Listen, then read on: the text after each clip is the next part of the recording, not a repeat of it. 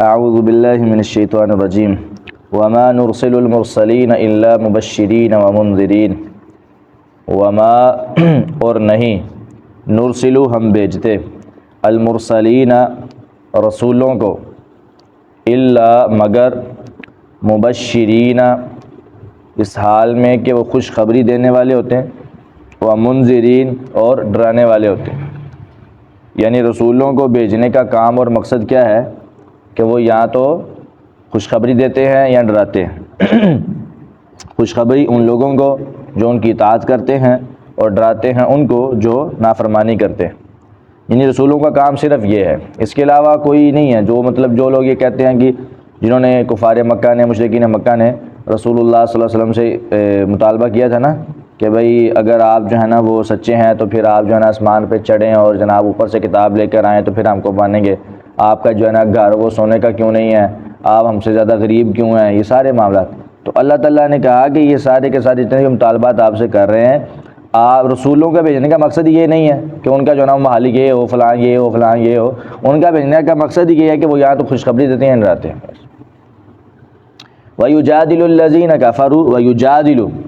اور جھگڑا کرتے ہیں الذین وہ لوگ کافروا جنہوں نے کفر کیا بالباطل باطل کو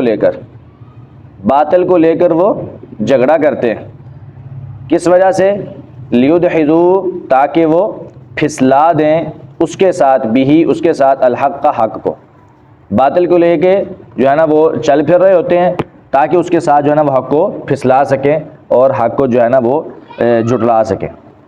واتخذوا اور انہوں نے بنا لیا آیاتی میری آیات کو وما اور ان چیزوں کو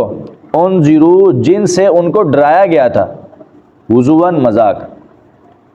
یعنی ان کو ہم نے جن آیات سنائی اور ایسی چیزیں جن سے ان کو ڈرایا گیا تھا, یعنی آخرت کا عذاب قبر کا عذاب سارے معاملے ان کو ڈرایا گیا تھا کہ ان چیزوں سے تم ڈر جاؤ اور اللہ تعالیٰ کی نافرمانی سے بچ جاؤ. ان کو ڈرایا گیا تو انہوں نے اس کو مذاق بنا لیا.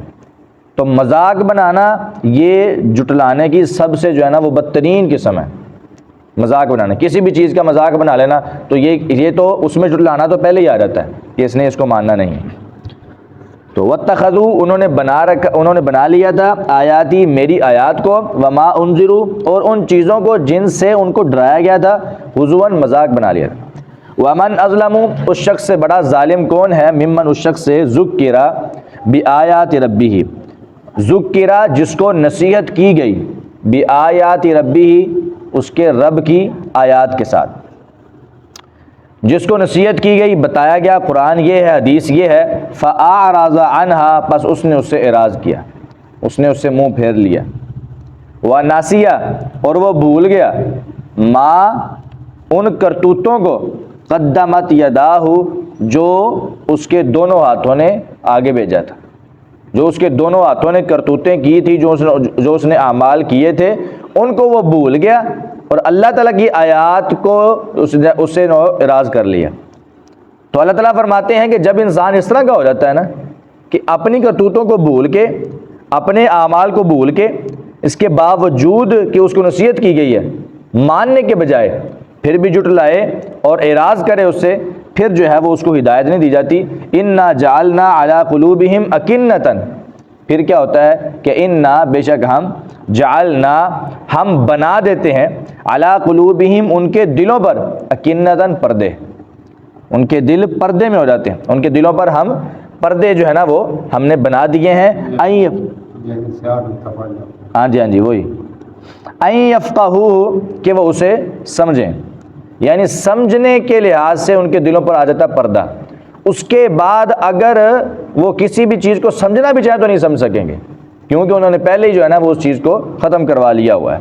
وفی آذانہم وقرا وفی آذانہم اور ان کے کانوں میں وقرن بوجھ, ہم نے ان کے کانوں میں بوجھ رکھ دیا ہوا. جب بھی قرآن پاک سنتے ہیں تو بوجھ ان کو جو ہے نا وہ لگتا ہے, حدیث سنتے ہیں تو بوجھ لگتا ہے. آپ تصور میں جا کے دیکھیے ہمارے اکثر ایسے ہوتا ہے کہ جب کسی بندے کو کوئی ایسا ہو نا جو حق سے ہٹا ہو یا اس کو جب قرآن کی آیت سنائی جاتی ہے یا حدیث سنائی جاتی ہے تو وہ اس کے چہرے سے اندازہ ہو رہا ہوتا ہے کہ یہ اب جب بوجھل ہو رہا ہے, اور اس کو جو ہے نا وہ اپنی طبیعت میں اپنی طبیعت کو بوجھل محسوس کر رہا ہے کہ میں اس بات کو کیوں مطلب مانوں گا، یا میں سننے کے لحاظ سے ہی بوجھل ہو رہا ہوتا ہے، بات کو ماننا ہے تو دور کی بات ہے سننا بھی نہیں چاہتا، تو وہ مطلب اپنی جو پچھلی ساری کے سارے معاملات ہیں اس وجہ سے اس کے ساتھ یہ ہو رہا ہوتا ہے اور اس کو سمجھ نہیں آتی۔ وَإِن تَدْعُوهُمْ إِلَى الْهُدَىٰ، اور اگر تو انہیں سیدھی راہ کی طرف بلائے گا، وَإِن اور اگر، تَدْعُوهُمْ تم ان کو بلاؤ گے، إِلَى الْهُدَىٰ ہدایت کی طرف، سیدھے راستے کی طرف، فَلَن يَهْتَدُوا إِذًا أَبَدًا، فَلَن يَهْتَدُوا تو پس ہرگز نہیں وہ، فلن پس ہرگز نہیں، یہتدوا وہ کبھی ہدایت پائیں گے یعنی کبھی راہ پر آئیں گے، اذن اس وقت، آبدن کبھی بھی، یعنی وہ ہدایت پر آنا بھی نہیں چاہتے، اور وہ جب ان کے دلوں پر پردہ پڑ جائے گا، کانوں پہ بوجھ ہو جائیں گے قرآن کی آیتیں اور حدیثیں، تو وہ پھر کیا ہو جائے گا، کبھی بھی ہدایت کی طرف نہیں آ سکتے۔ ترجمہ دوبارہ سنو۔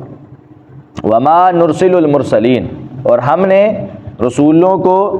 رسولوں کو نہیں بھیجتے، الا مگر، مبشرین خوشخبری دینے والے، ومنذرین اور ڈرانے والے، ویجادل الذین کفروا اور جھگڑا کرتے ہیں وہ لوگ، کفروا جنہوں نے کفر کیا، بالباطل باطل کو لے کر جو ہے نا وہ جھگڑا کر رہے ہوتے ہیں، لیدحضوا بہ الحق تاکہ وہ اس کے ذریعے حق کو پھسلا دیں، واتخذوا اور انہوں نے بنا لیا ہے، آیاتی میری آیات کو، وما انذروا اور ان چیزوں کو جن سے انہیں ڈرایا گیا، ہزوا مذاق، ومن اظلم کون ہے بڑا ظالم، ممن اس شخص سے زیادہ، ذکرہ کہ جس کو نصیحت کی گئی، بآیات ربی ہی اس کے رب کی آیات کے ساتھ، یعنی ہے تو سوال لیکن اصل میں سوال کے اندر ہی جواب موجود ہے کہ اس شخص سے بڑا ظالم کوئی نہیں۔ فأعرض عنها پس اس نے اس سے اعراض کیا، منہ پھیر لیا، ونسیا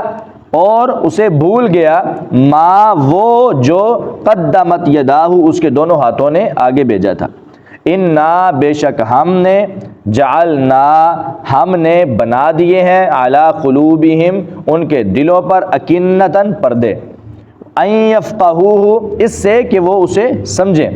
وفی آذانہم اور ان کے کانوں میں، وقرن بوجھ ہم نے رکھ دیا ہے، وَإِن تَدْعُهُمْ اور اگر تو ان کو بلائے، إِلَى الْهُدَىٰ سیدھی راہ کی طرف، فَلَن پس ہرگز نہیں، يَهْتَدُوا وہ کبھی راہ پائیں گے، کبھی ہدایت پائیں گے، اِذًا اس وقت، آبداً کبھی بھی۔ صدق اللہ۔